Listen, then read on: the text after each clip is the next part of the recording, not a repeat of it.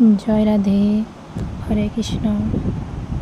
তো আমি সবাইকে আজকে দেখাবো কি করে মালা জপ করতে হয়, হরে কৃষ্ণ মহামন্ত্র কীভাবে জপ করতে হয় ওটাই সবাইকে আজকে দেখাবো। তো এটা হলো মালা,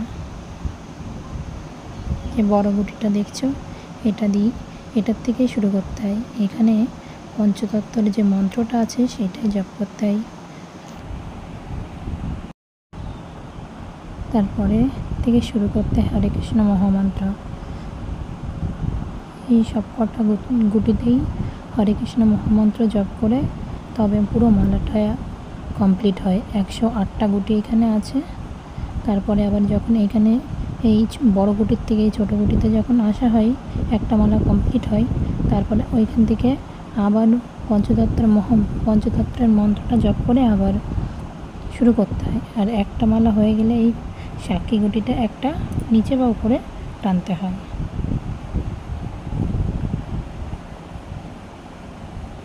একটা হয়ে গেল, একটা টানতে হয়।